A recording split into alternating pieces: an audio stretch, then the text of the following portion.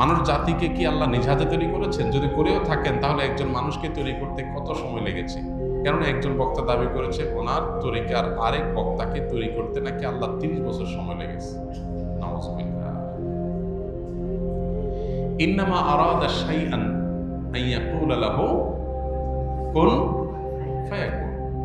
আল্লাহ রাব্বুল আলামিন বলেছেন, আল্লাহ যখন কোনো জিনিস সৃষ্টি করতে চান তখন আল্লাহ বলেন হও, হয়ে যায়।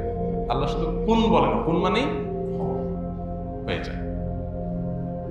গোটা সৃষ্টি জগৎ তৈরি করা আল্লাহর জন্য মানে এক কুন বলার সময়ের ব্যাপার, তাই না? আল্লাহ যা চান সেটাই হয়ে যায়। এরপর আল্লাহ তাআলা এই নবমণ্ডল এবং ভূমণ্ডল, এই মহা সৃষ্টি আল্লাহ তাআলা সৃষ্টি করেছেন 6 দিনে। যেটা আল্লাহ তাআলা কোন বললে হয়ে যেটা 6 দিনে কেন করেছেন, এটা নিয়ে অনেক আলাপ আছে। আল্লাহ তাআলা আগে একটা সৃষ্টি করেছেন, পরে একটা সৃষ্টি করেছেন। এখানে মানুষকে কাজের ধারাবাহিকতা, প্রত্যেকটা কাজ করার ক্ষেত্রে একটা সিস্টেমিক্যাল ওয়ে অবলম্বন করা, একটা ধারাবাহিকতা মেনটেন করা, কোনটা আগে কোনটা পরে, সে শৃঙ্খলা রক্ষা করে কাজ করা, এটার শিক্ষা দেওয়ার জন্য আল্লাহ তাআলা এই সময় নিয়েছেন। কিন্তু আল্লাহ তাআলার সময়ের প্রয়োজন নেই।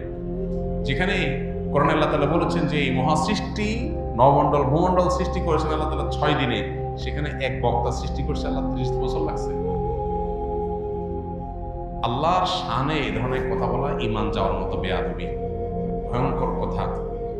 যে আল্লাহর 30 বছর লাগছে, মানে উনি এত বড় হয়ে গেছে, ওনারা বানাইতে আল্লাহর 30 বছর লাগছে। নাউযুবিল্লাহ।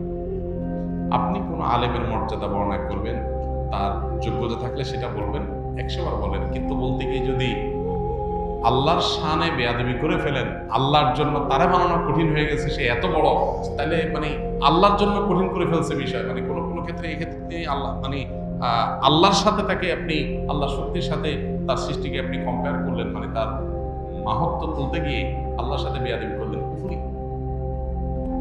কুফরি কথা, এই ধরনের কথা। আল্লাহ তাআলা আমাদেরকে হেদায়েত দান করুন। নবীকে সৃষ্টি করতে আল্লাহ তাআলা তো এরকম আলাদা করে এত বছর লাগছে কোনো হাদিসে আমরা জানি না সাল্লাল্লাহু আলাইহি ওয়াসাল্লাম। সেখানে কোনো বক্তাকে সৃষ্টি করতে লাগবে কেমনে? আর আলাদা আলাদা করে আল্লাহ তো একজন একজন করে সৃষ্টি করেন নাই। আল্লাহ সৃষ্টি করেছেন আদম এবং হাওয়া, তাদের থেকে বাকি সব মানুষ সৃষ্টি করেছেন। আর সকল সৃষ্টি যত মানুষ কিয়ামত পর্যন্ত আসবে তাদের সবাইকে আল্লাহ তাআলা একসাথে আদম আলাইহিস সালামের পিঠে আল্লাহ তাআলা দিয়েছেন। এগুলো সবগুলো আল্লাহর জন্য একটা কুন বলার ব্যাপার। অতএব এই কথাগুলো ভ্রান্ত কথা।